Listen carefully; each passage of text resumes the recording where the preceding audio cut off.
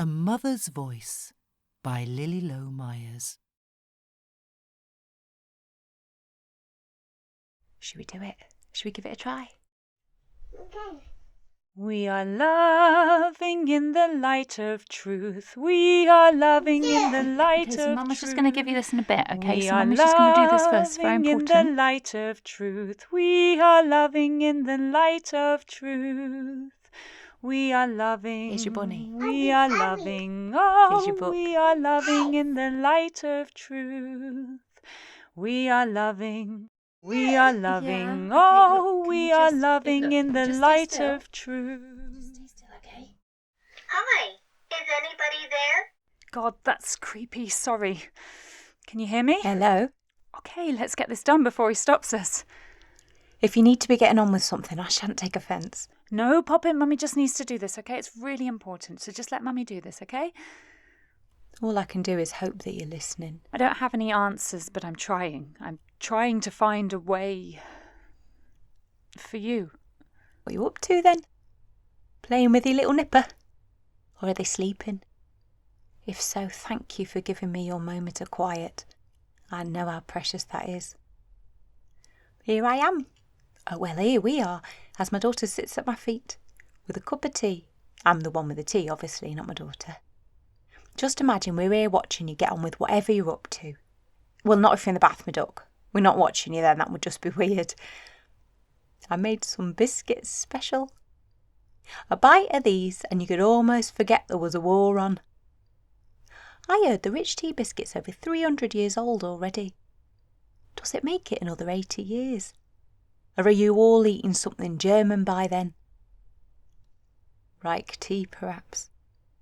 I might meet you as a baby, perhaps, but I won't be around much longer than that. I guess this is pretty incredible. Transcending time and space. I bought some sugar-free, gluten-free, nut-free, dairy-free cookies for the occasion. They're like the Emperor's new clothes of the biscuit world. You have to imagine you're not just eating air. Do you still have biscuits in 2100? Or do you get all your sustenance from little pills? Of course you do. They'll just have designed a little pill to stop you getting fat so you can eat nothing but biscuits, am I right?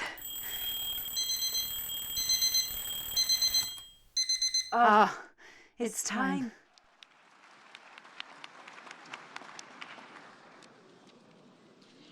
This is all wrong. I shouldn't be up here. I should be back in school on the other side of the ocean. Thousands of you in this country prepare to leave your homes and be separated from your fathers and mothers. You have stolen my dreams, my childhood with your empty words. And yet, I'm one of the lucky ones. All of us children who are still at home think continually of our friends and relations who have gone overseas. We are in the beginning of a mass extinction, and all you can talk about is money and fairy tales of eternal economic growth. We know, every one of us, that in the end all will be well. The eyes of all future generations are upon you. For God will care for us and give us victory and peace. We will not let you get away with this. And when peace comes, remember, it will be for us, the children of today, The world is waking up, to make the world of tomorrow a better and happier place. and change is coming, whether you like it or not. Thank you. Right here, right now. Why does having a baby make everything feel so far away and yet too scarily close? Surely if it's really as urgent as she says, they'd be doing more. Surely if the scientists are telling the truth, we wouldn't carry on as though anything else matters. Unless it's the mothers of the young who have the most to lose. Those who understand dates like 2050, not as far off years during the sunset of our lives, but as a date when our children may not even be as old as we are now. Tell me everything. God, imagine. Would I even want that? What if you told me our future is doomed?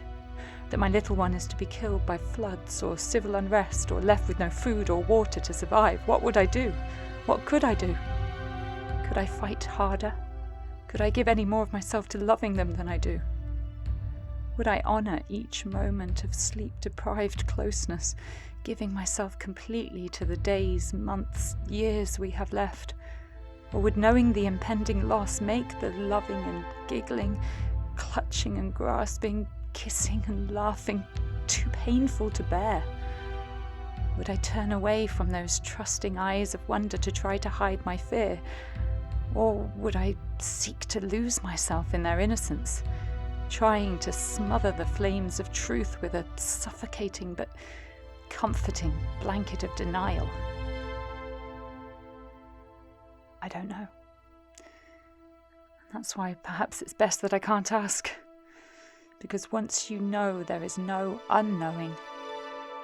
And perhaps I want just one more cuddle in the safety of our warm cocoon before throwing open the door to the world. But hiding doesn't stop the monster coming to our door.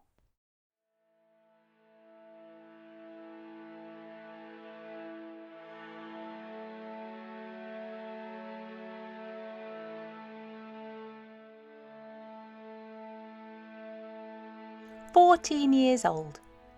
And here she is, trying to fill the children of an empire with belief in a better tomorrow. Not an easy task when each day seems darker and more uncertain than the last. Is she still alive as you listen? Should have been in her, mid-90s by now?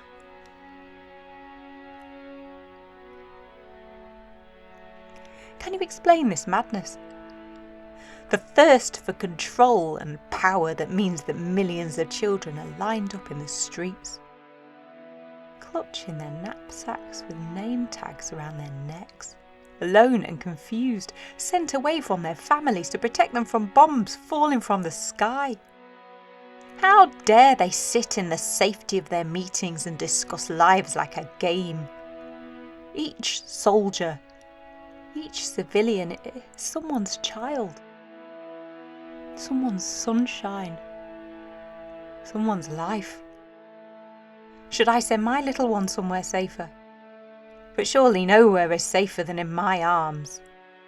Or at least that's so when madness doesn't rule the earth. I wish you could tell me everything to come, but at the same time, I'm terrified. What if you told me our future's doomed? That my little one will be killed in air raids or Nazi invasion, or left orphaned and alone? What would I do? What could I do? Could I fight harder? Could I give any more of myself to loving them than I do? Would I turn away from those trusting eyes of wonder trying to hide my fear? Or would I seek to lose myself in their innocence, trying to smother the flames of truth with a suffocating but comforting blanket of denial? I don't know, and so perhaps it's best I can't ask. Because once you know, there's no unknowing. And perhaps I just want one more cuddle in the safety of our warm cocoon before throwing open the door to the world. But hiding doesn't stop the monster coming to our door.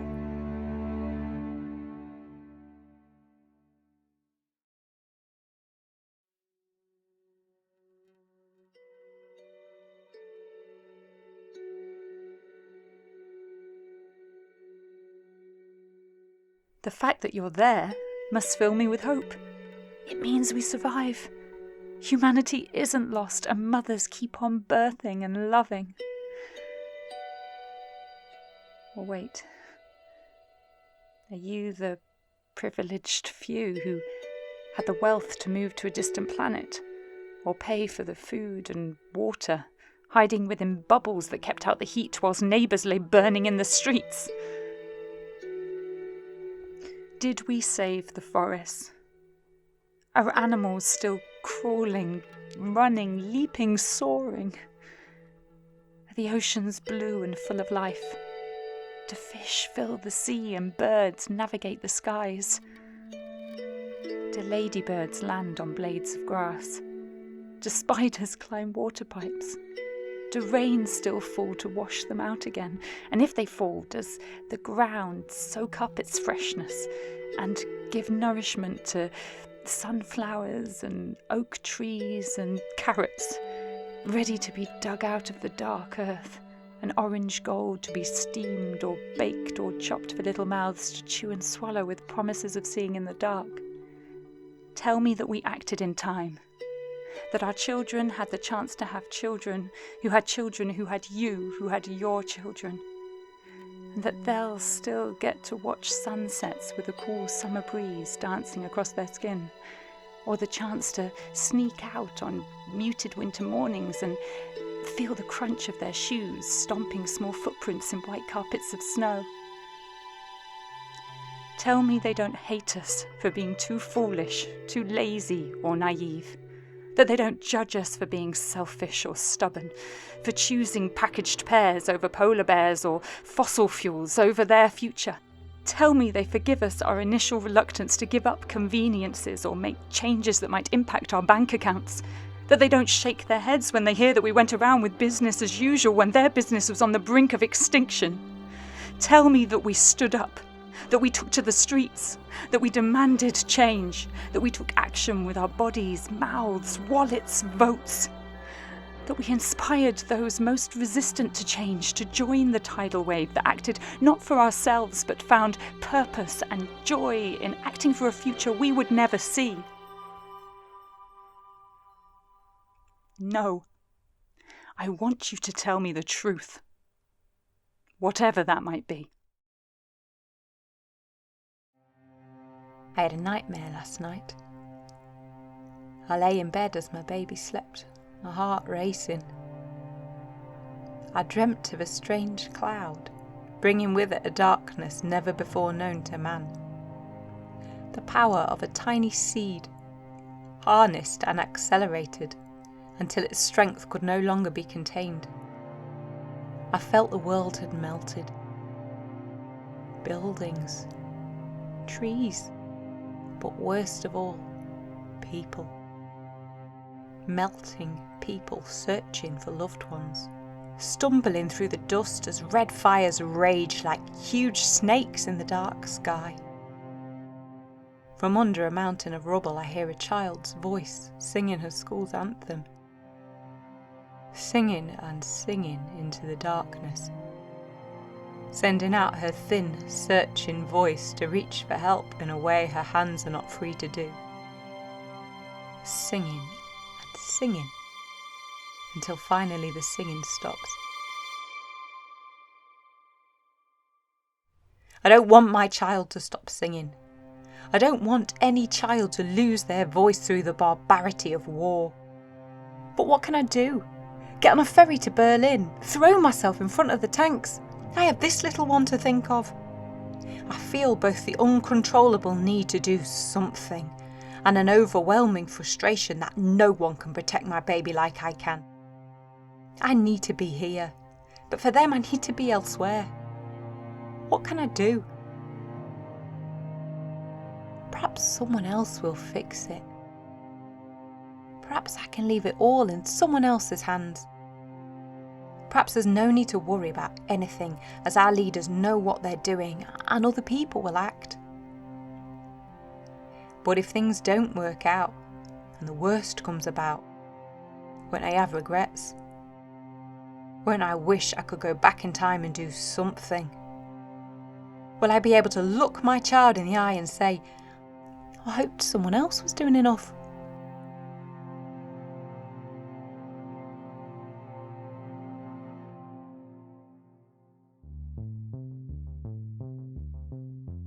I joined the climate crisis protests. For 2 weeks, we went together, mother and baby, not knowing what we were doing, but dutifully getting the tube into town to add our bodies to the count.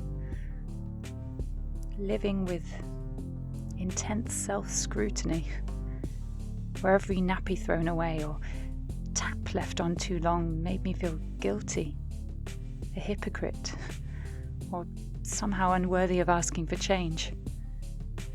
Using my car to drive to a baby class one day, I considered hiding the fact that I'd driven. as though using my car meant that I had no right to ask the government to halt their billions of pounds of subsidies to fossil fuel companies. Every day I saw inspiring humans taking brave, empowering actions. But I returned home exhausted, as though literally carrying the weight of humanity's future on my shoulders. Then the 2 weeks were over, and it was back to business as usual. I wanted to rail against it, but I was also so relieved, so surprised at how easy it was to fit snugly back into the comfort of small anxieties. Why won't baby nap, eat, get over their cold? The climate crisis sitting like the moon on a sunlit day. There if you look for it, but no longer illuminating everything in its harsh light. Before I'd felt like there was nowhere to hide from it. Everything blanched. Normal pleasures parched by its heat. Everyday living cracking like dusty earth as the pram wheels tried to keep one step ahead of the growing chasm. But now the pram felt safe on the tarmac once more. The rain fell, and I retreated inside, my world shrinking again to feeding and playing and taking one day at a time, even if it meant heading blindly towards the edge of a cliff.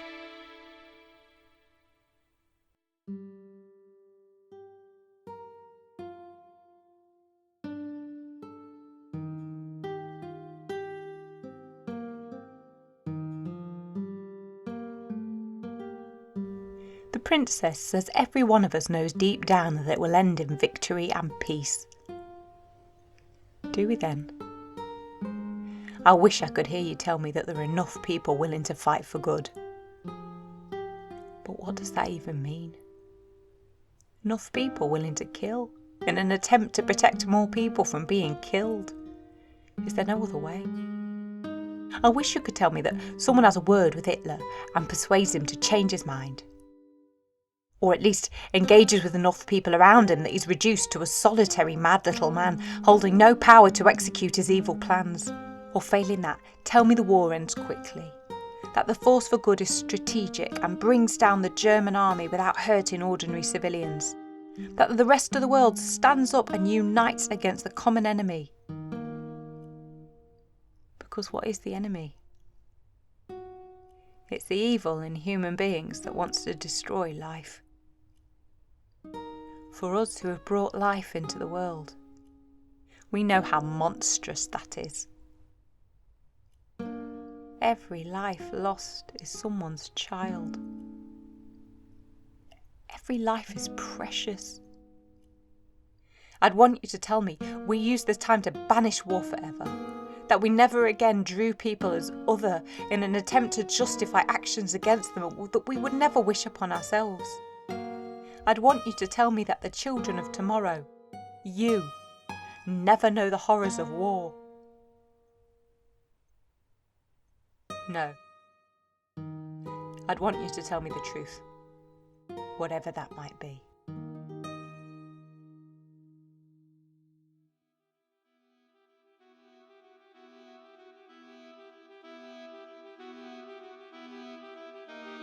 I had a nightmare last night. I lay in bed as my baby slept, my heart racing. I dreamt that the rainforests were burning, that they burned and burned. As they burned, a dark cloud of smoke spread across the earth. The cloud hit the global south first, creeping through windows and smothering families as they slept. And it kept moving and moving. No matter how tight I screwed the doors or blocked the windows, I knew it would soon be here. And sure enough, it found cracks I never knew were there. And as the darkness filled the house, I held my little one tight and sang so that he would not be afraid. and he joined my song as the darkness filled the room until there was nothing but darkness and our voices. Darkness and our voices. And then his singing stopped. I don't want my child to ever stop singing. I don't want any child to lose their voice through our destruction of the planet. But what can I do? Take to the streets? Set off to the Amazon? I have this little one to think of. I feel both an uncontrollable need to do something with an overwhelming frustration that no one can protect my baby like I can. I need to be here, but for them I need to be elsewhere. What can I do?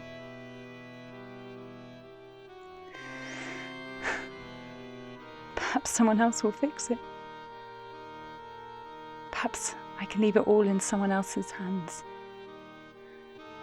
Perhaps there's no need to worry about anything because leaders know what they're doing and other people will act. But if things don't work out and the worst comes about, won't I have regrets? Won't I wish that I could go back in time and do something? Will I be able to look my child in the eye and say, I hoped someone else was doing enough?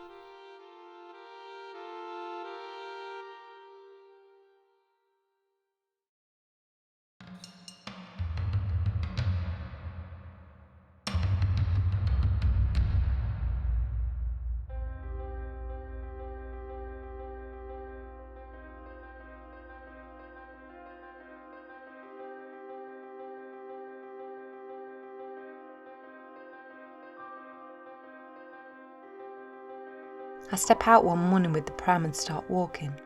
I walk and walk as though if I walk far enough and fast enough I could walk us into another world. That we could slip between the cracks into a different reality where the constant threat of bombs and defeat doesn't lie heavy in the air, choking us half to death. I strike my feet against the ground, hoping to push us up and away from this damaged earth, cutting through the jitty, leaving houses and people far behind, charging through the bracken, cursing the pram as it snags on roots, trees giving way to more trees, not looking back, never looking back. A sound stops me in my tracks and I freeze on high alert. Then the same sound again, a strange gargled noise that shakes me from the inside out. I fall to my knees, clutching the pram rail, and another sob fights its way out of my body. And then I scream, the silent scream of a mother who wants to tear the world in two, but even in the middle of her anguish won't wake her sleeping child. 2 damselflies land on the wheel of the pram. Cobalt blue, turquoise. They hold on to each other, creating new life in the shape of a heart. I study them, working out where one ends and the other begins. A sense of connection fills my body. I am not powerless. My life is linked to everything else. What I do matters. I make a vow to myself to dare to dream of a better world and to give my life to making that dream a reality. Something magic happens when we make a vow. It's like the universe is waiting for it. I emerge from the woods and find myself passing the gates of Bletchley Park. Things begin to click into place. Busy people stream in and out. They walk with a sense of purpose that plants a seed in my mind. The right person at the right time. An old friend hurries by. Perhaps the opportunities were always there, but easily missed amidst the noise of life. But with our vow clear in our minds, the fog clears and we start to see a way forward. I reach out for her arm.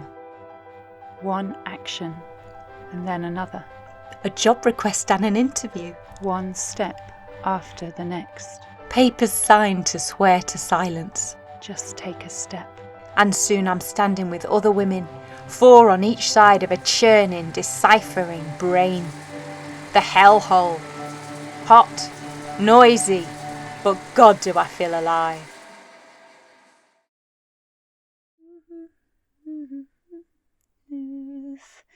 We are hoping in the light of truth.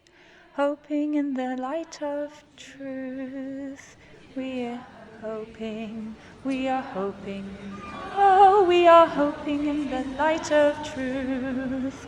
We are hoping, we are hoping. Oh, we are hoping in the light of truth. I sit shoulder to shoulder with over 100 mothers, little ones at our breasts, barricading the entrance to Google in a non-violent act of civil disobedience. Mothers and babies, using our bodies and voices to call to the world's largest tech giant to stop funding climate change deniers. I'm a stickler for the rules. I never thought I'd choose to break the law. But when the laws are destroying my child's future, what choice do I have? Our voices rise up. I will rise up again and again.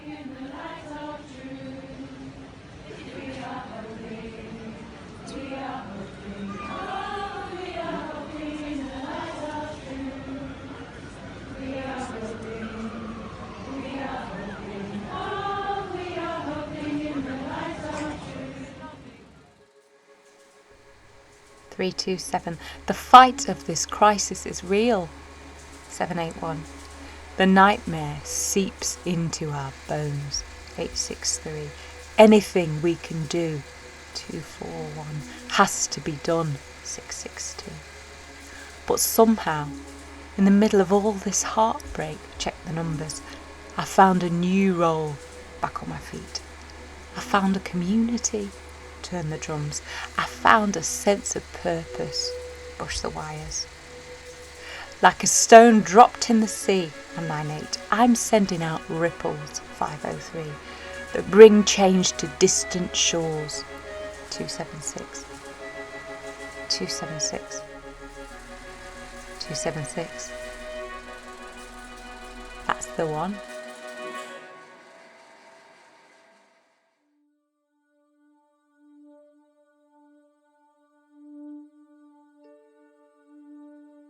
I've always found the word hope problematic. On the one side, a small passive word. There it clings to the arm of a beige sofa, looking up at me with large, insipid eyes, expectant and dependent, snivelling, I really hope things will change. Here's hoping someone will come along and do something. How can the same 4 letters also mean the strongest force in the world?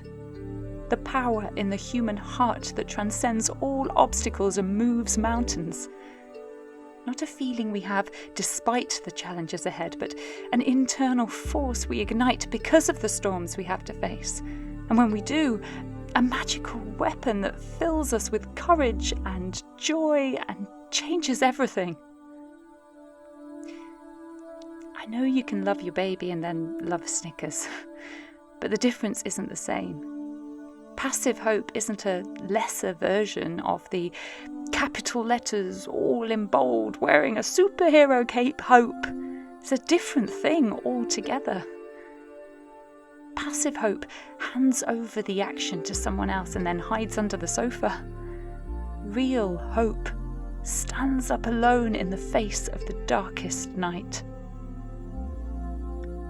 So please know that when I say I have hope, it's not some timid, head in the sand wishful thinking. It means I'm having to fight daily, that I'm waking up and facing reality and having to dig deeper and ever deeper to manifest from within an unshakable force. The passion and conviction to turn darkness into dawn. And what is dawn? On the edge of darkness, we look into the abyss, the greatest obstacle humanity has ever faced. To survive, we each have a role we can play for our children's children. But what we may not see is the fight if we choose it. will bring us greater joy than we could possibly imagine. To feel united across all borders, to protect our children and their children's world. Living in such a way, elevating our lives to a greater happiness than we yet know. One by one standing up to join the fight. The life state of humanity rises. A revolution of what it means to be human. Changing us forever.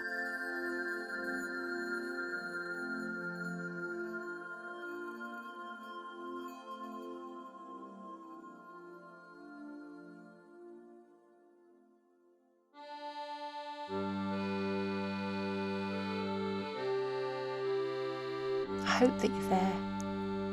That my child's child might be sitting with her child listening to my voice. I don't have any answers, but I'm trying to find a way. For you. So here I am with my tea. Now cold, mind you, but I'm used to that. And I'm juggling. Not literally juggling, but in my mind. Every day I juggle. Maybe I'm spinning those plates, you know. Or perhaps it's more like walking one of those there tight ropes. I'm a whole bloody circus. But what I'm trying to say is, I'm living a balancing act between honouring my baby's present, which is all they know, and lifting my eyes to the future. Taking step after step, holding on to all I love, not knowing where my feet will land, but trusting that even if I stumble, I will bring us all closer to the world I can see in my heart. The holding and rocking, feeding and washing, like turns of the earth from night to day. But at the same time somehow, the blind steps following the light of my heart, moving us along another trajectory, like the earth flying through space as it moves from the sun. Perhaps you have your own dilemma to fight yourself. Perhaps you know much better than me how to do it. Or like me, you're doing your best to work it out. Perhaps mothers are always walking this tightrope, honouring the present and protecting the future. Your child is going to need courage and resilience to face their own challenges ahead. They'll learn that from you. Your power is immense. Know it. Feel it. What you do matters.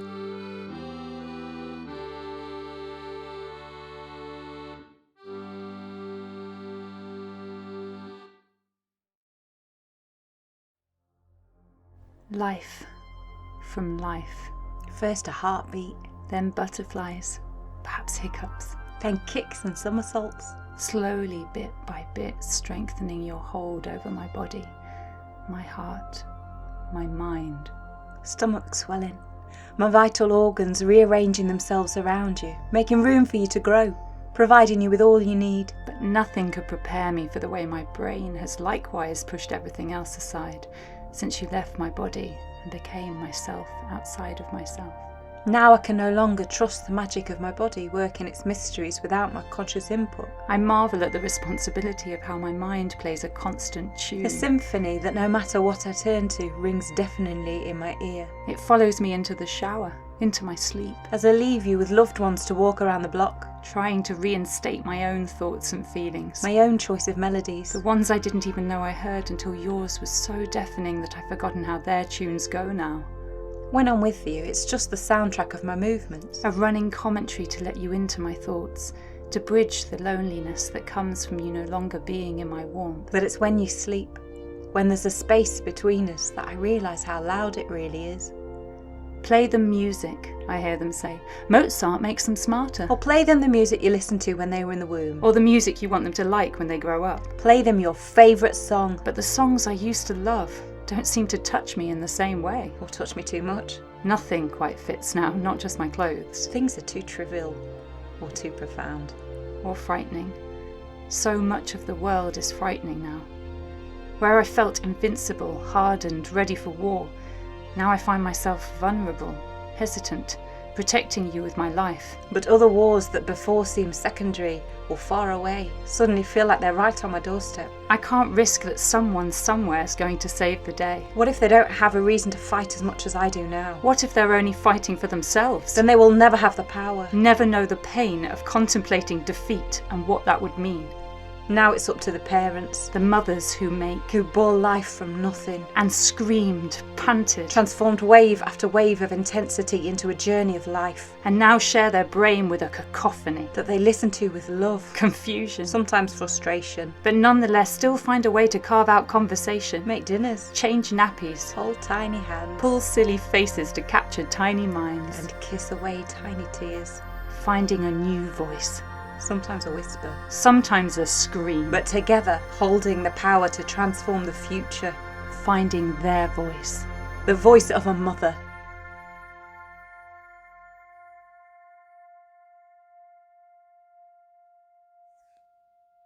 Well, weren't you some kind of perfect angel? You've been listening to A Mother's Voice, written by Lily Lowe Myers. Thank you so much. Were you listening to Mama? Ishbel was played by Lily Lowe Myers and Margot by Robin Cooper, directed by Tom Wright. Original music composed by Omar Shariar, edited by Craig Busek, with sound design by Christopher Reedy. A Mother's Voice is presented by Hatstand Productions in association with Here First Productions and Carbon Theatre. The project is supported by the National Lottery Community Fund. For more information about Hatstand Productions, head to hatstandproductions.com or follow us on Instagram at Hatstand Productions. If you are experiencing anxiety about the climate crisis and would like to learn more about things that you can do, or would like someone to talk to, then visit our page for more information at hatstandproductions.com/mother.